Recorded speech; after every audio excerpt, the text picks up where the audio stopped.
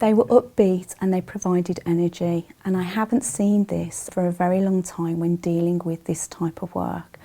They made us feel like we could deal with this as a team and we could move the organisation forward together. They just got it. They got our organisation, they got us, and they got what we needed to achieve.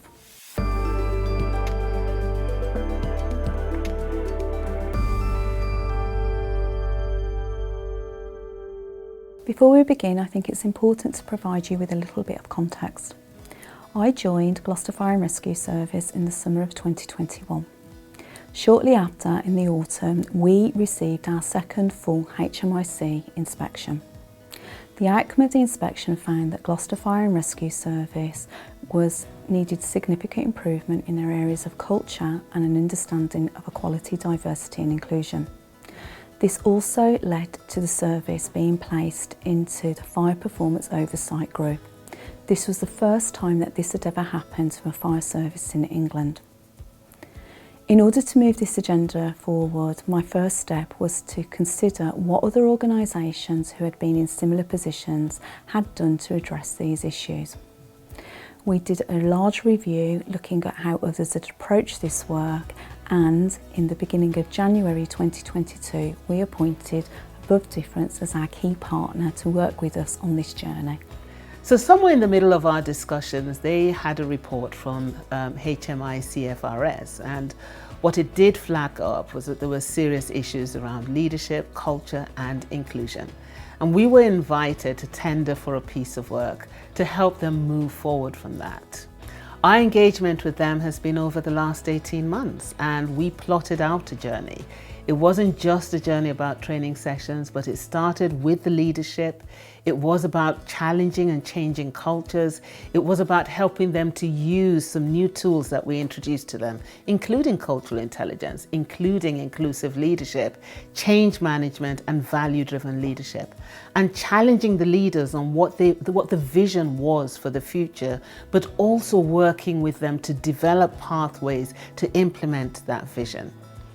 It's been a journey that's consisted of thinking of roadshows and getting leaders to actually go out and talk to their staff about what was going on.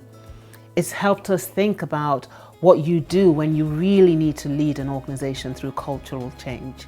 And we've been really pleased to see the commitment from the leaders, the willingness to engage even when it was difficult, and the willingness to put themselves out there and do things differently, or as we say, lead difference differently.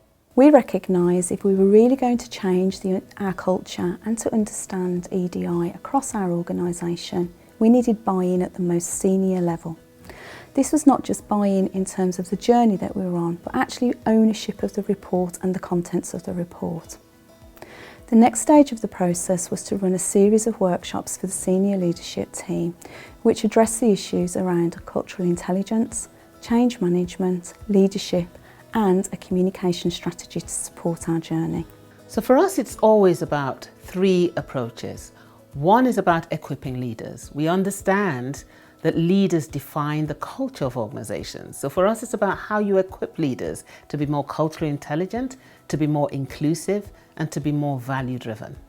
The second focus for us is on changing cultures. Now, we know from all the reports that we've read in the media that it's all about the cultures that allow for either good things to happen or indeed bad things to happen.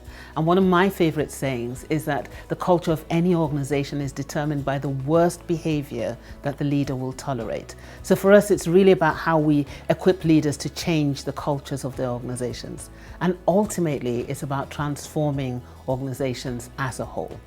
Now, the work that we've been doing with Gloucestershire Fire Rescue Services has been about those three things. We've been on a journey with them, and we're really pleased to see how they've committed to that journey, worked with us, and are beginning to see the results of that.